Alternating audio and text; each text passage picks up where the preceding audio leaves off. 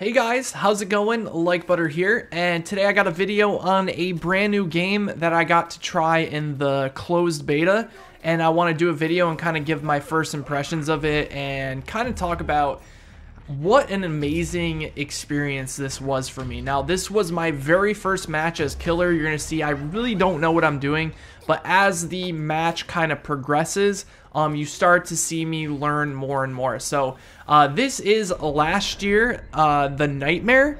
It is a asymmetrical horror game, just like games like Dead by Daylight or Friday the 13th.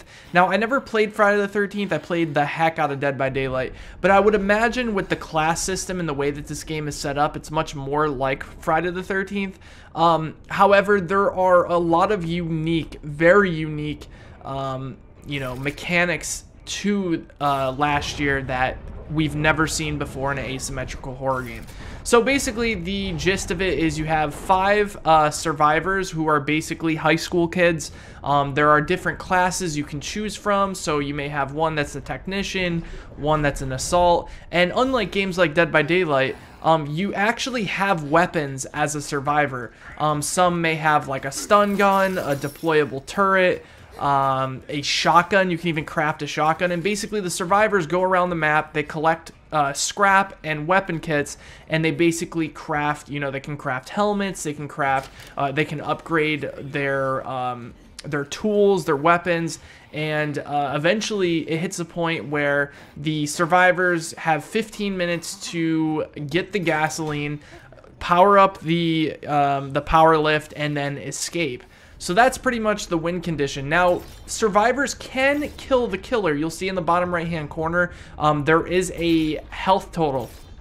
Now, if you go in with a killer and you make poor decisions, like picking somebody out of a group of 4 and you get ganged on, because it will happen when it comes to the stun gun, flashes, you can get screwed pretty hard, and I kind of like that because it gives survivors a way to fight back. Now, I really like the way Dead by Daylight is with how you can fight back in a way by dropping pallets and wasting time. That's pretty much all you can do.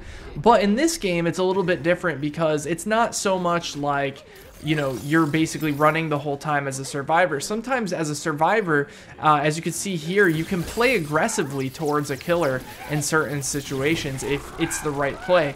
But you gotta, have everyone on the same page, and you gotta play smart. Now, I'm playing the Strangler here in this first spawn. Now, another cool thing is that there's 3 killers that you can choose from. Now, when you use a killer and you die with that killer goes on cooldown, and you have to use another killer. So if I die with the Strangler, I'm gonna have to pick from either the Slasher or the Giant. Now, I didn't have a chance to play the Giant, who apparently is the strongest killer in the game. He's really huge and slow, but he has a huge grab radius, and he just kind of throws you around, does a ton of damage. The Strangler has a pull with his chain that he can pull you into, and then he grabs you. Now, if they don't come and save that person, you eventually can do an execution that will one-shot them and kill them. Now, when a survivor dies, they basically get teleported. It kind of reminds me of, in Dead by Daylight, where someone gets put on a hook and you have to go save them. It's similar to that, except, when a survivor dies, they basically teleport into a room, and the other survivors have to go and save that person. Now, as a killer, you can basically defy the rules of any, regular game. You can basically go through and you can despawn and phase through walls. You can put down traps. You can go into vents. You can go up into skylights. You can do a whole bunch of things as a killer, and these things you can't do in other games, so it's super cool. And you start to see me, as the video rolls on, learn more and more. So when you despawn, you can't like spawn in right next to them. You have to spawn like around a corner or something. So it keeps killers from just basically running up to survivors and like hacking them.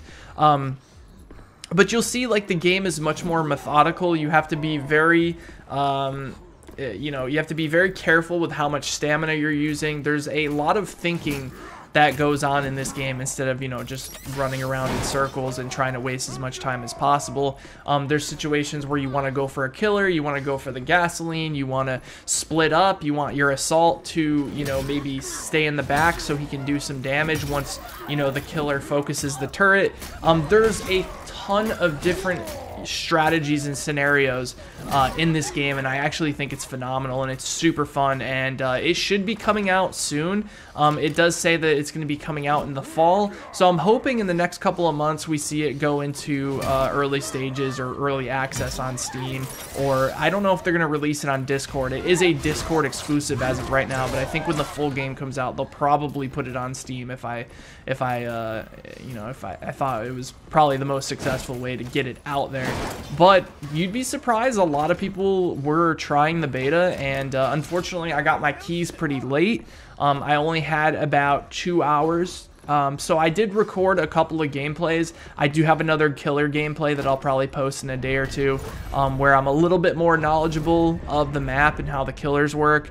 And then I also have a couple of survivor runs as well. So I think this is going to be a really fun game. I think there are a few small changes that need to be made, but I don't feel like I played the game enough to really talk about those changes, other than I would love to see a progression system in the future. And the way it worked on Discord was a little weird. You could basically just communicate with the survivors and hear what they were saying the whole time. But I had my Discord completely muted, so people couldn't hear me, I couldn't hear them. But there were some really funny moments, even though I was playing it completely solo. It's a more social experience, I would say, considering, you know, it has open mic where you can just talk to other people through Discord. And I kind of like that, because then they can balance it around people being able to communicate. So if survivors are too strong, that's something they can balance. One huge problem that Dead by Daylight has is they have a survive with friends feature where you can play with friends, but there's no way to really know if there are going to be people communicating or not. So they're having a really hard time balancing their game, because either, you know, people who play solo feel underpowered, or people who play with survive with friends feel overpowered. So it's very hard to balance that way. That was my suggestion for them, like, you know, balancing out Dead by Daylight, was to just allow people to communicate in game. That way they can just balance it around and just assume that everyone is going to have communication, and I feel like it's a lot easier to balance the game that way. So from what I've seen, killer can be really strong in last year, but if you are coordinated with your team and you really know what you're doing, you can go against some survivors that can really mess you up, especially once they upgrade their melee weapons. And you can even craft a shotgun. I craft a shotgun a few times. It's not very good. I think it's meant to just do a little bit of damage. But, you know, you have like a medic class, and you have all these things that kind of work together, and it requires a ton of teamwork. And it's really fun to have these different types of classes, because you can fill different roles and play in different ways, and I think that's awesome. So I just got smacked in the back there. That's kind of funny. But yeah, I just wanted to share some gameplay with you guys. This was my first time playing killer, and you know, eventually I just realized I'm getting teabagged there. These guys that we were playing with were typing to me. It was kind of funny. They were super pumped up for the Division, which is like the next biggest game for my channel, I'd say. So we were kind of just talking for a while, and it was nice to meet some people who, you know, who knew who I was, and we just honestly had a good time, man. It was fun. Everyone was kind of newish. You can see me kind of getting ganged up on here, but not before I finish that kill, baby. But the biggest mistake I've noticed for survivors was just them splitting up. Once you split up, it's pretty much game over. So you got to stay together, you got to play smart, and yeah. And also as a killer, you have to retreat in a lot of situations. It's not like Dead by Daylight where you just, you know, you're basically just chasing people all the time. There are some situations and some scenarios where you kind of have to just, you know, fall back a little bit, catch your bearings, and maybe catch someone off guard. You know, the Strangler can go through into vents and pull you through the vents and kill you. It's actually crazy how much work went into this game. Now, unfortunately for the beta, it was only one map. There's only going to be 2 more at launch, but they said that they're going to be adding killers and survivors and maps over time. So that's, you know, once they get funding for the game, I'm sure that's going to be, you know, their first priority. So I'm really excited for this game, honestly. I wasn't really expecting too much from it. I've been following the game since back when it was on Kickstarter. It was on Kickstarter a very long time ago. And it eventually hit a point where I didn't even know that the game was still being worked on. But to see it actually close to release and to see how well of a beta, like, there was only one bug I encountered after playing it for about 2 hours. And the only bug that I encountered was just I got saved from one of the safe rooms where one of the survivors has to go and let you out, and I couldn't leave the room. And I know this is an Unreal Engine thing because this game is built on the Unreal Engine, and I've seen this in Fortnite, I've seen it in PUBG, I've seen it in almost every Unreal Engine game that I've ever come across, where the door is open, but for some reason the game thinks the door's closed, so you'll try going through it and it'll keep phasing you backwards over and over again.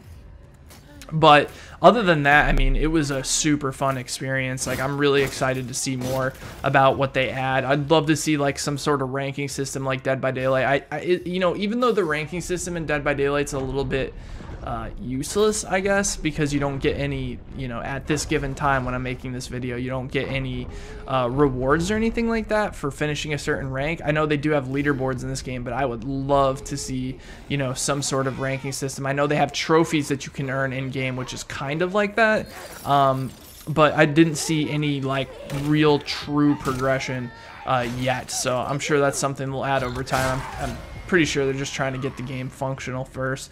But yeah, that was my first game. Ended up getting 5 kills. No one survived, so that was really good. And hopefully I'll get more footage for you guys soon when the game comes out. I'm hoping it comes out in the next week or 2. So I'll have to keep you guys updated. Thank you so much for watching this video. Let me know what you guys think of it. I think it's super fun, super cool, and I think this game has a large amount of potential. So we'll have to wait and see. And hopefully you have a great day. Take care, everyone.